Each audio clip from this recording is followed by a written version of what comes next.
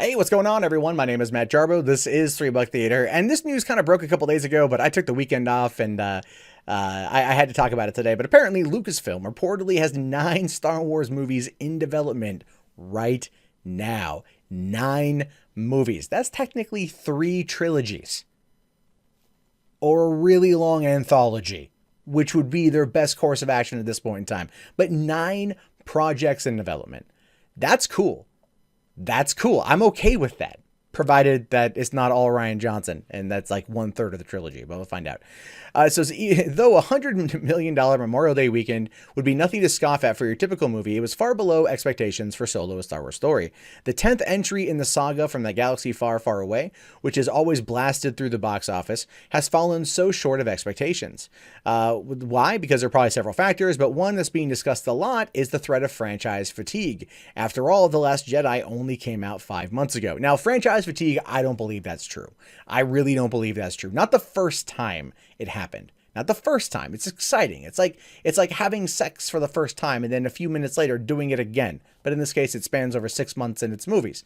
That's kind of how I view it. It's not the first time is going to wear you out or give you franchise fatigue. It's everything else that's going on. It's Lucasfilm, Kathleen Kennedy, Rian Johnson, Pablo Hidalgo, Chuck Wendig, and everything that's caused the community, the fandom, to kind of go into crisis mode. Podcast versus podcast, YouTuber versus YouTuber. And the fans are left in the middle kind of going, I don't know what the hell's going on right now. And that's a lot of it, I think. And then ultimately a big push against Solo, and the fact there was a large, even in some respects, a disinformation campaign against the film. I thought the movie was fine. I really liked it. Looking forward to seeing it again. This time not in 3D and anything else. But I do blame The Last Jedi wholeheartedly for it. I do, because there's no other explanation, really.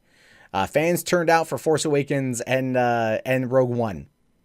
Last Jedi, it really hurt them. Now, it says, with that perceived to be the problem, you'd imagine that Disney and Lucasfilm would be in the midst of rethinking their release strategy for Star Wars. That'd be the smart thing to do, right? Well, apparently that's not quite the case, as the studios are actually heading in the opposite direction, with a whopping 9 different movies said to be in development, at least according to Tom Kane. Now, Tom Kane, who's worked on a number of projects, including voicing Yoda for Clone Wars and Admiral Ackbar in The Last Jedi, oh, no wonder he's pissed. He's probably leaking some shit because of how they treated Ackbar, right? Where's hashtag justice for Ackbar? Where was that? I'm not the only one that was upset at that. That's another thing I hate about The Last Jedi. Admiral Ackbar just got taken out like a punk. So mad at that one. Now, he reportedly told a fan at the All-Star Comic-Con that Lucasfilm was moving full steam ahead with projects involving a galaxy far, far away. And while he couldn't name any of them specifically, he did reveal that, unfortunately, the aforementioned Yoda will not be receiving his own movie. And ultimately, I don't think people want that. I don't think people want that, to be honest with you. I'd love it, but I'd see it, but I don't know if I want it. You know what I mean? Now, let's look at it like this. Okay, well, we'll finish this, then we'll go through my theories. It says, well, we don't need to tell you that it's very troubling to hear. Sure, we love Star Wars just as much as everyone else does, but as we said before, the threat to the franchise fatigue is real right now. This is the MCU. This is not. Well, again, no, that's not the case at all. Yes, it's not the MCU, but the MCU had a clear finish point for this phase, right? Everything was leading to the moment for Avengers Infinity War. Everything was going there. We've known that for a long time. Star Wars didn't have that. In fact, any suspension that they might have had, or any tension that they might have created with The Force Awakens, was completely destroyed by Snoke. The ending of the Last Jedi with the death of Snoke, I mean, everything about it just was like, oh, what's the tension now? You're picking up for the final movie with the rebellion in pieces or scattered across the galaxy, but there's no looming threat. It's not that the bad guys won. It's just that they kicked your ass a little bit, but you're able to come back and fight. Yeah, it was so bad.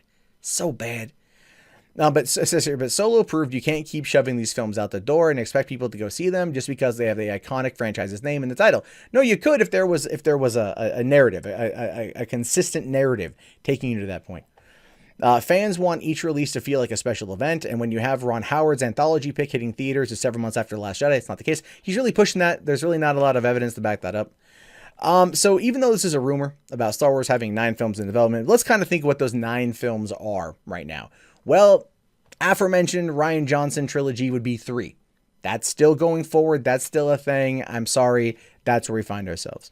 You've got the Game of Thrones guys doing an anthology or a series of films. Now, a series isn't a trilogy. And I said that would probably be about 5 movies. That's my theory would be about 5 movies. So if we're going to run on that number, again, as pure speculation, that is right now 8 films. Even though they're finishing up the last season of Game of Thrones, they're still probably working on this on the side, and they're still pitching their ideas. All right. And you also got the mentioned, the announced Boba Fett movie, which would put it at 9.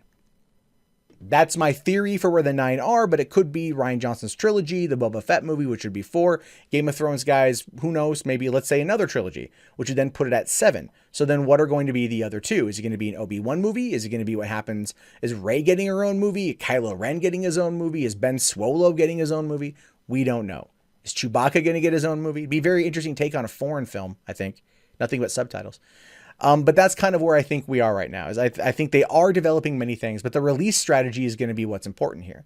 Not so much even the release strategy. It's the fact that they need to have, if they want to make this a persistent universe, they need to have a threat that is looming overhead. They need to have, we had Vader in the original trilogy. We had Palpatine, in the prequel trilogy. We thought we had Snoke. We don't have Snoke anymore. We have Kylo Ren, and no one really finds it to be that intimidating.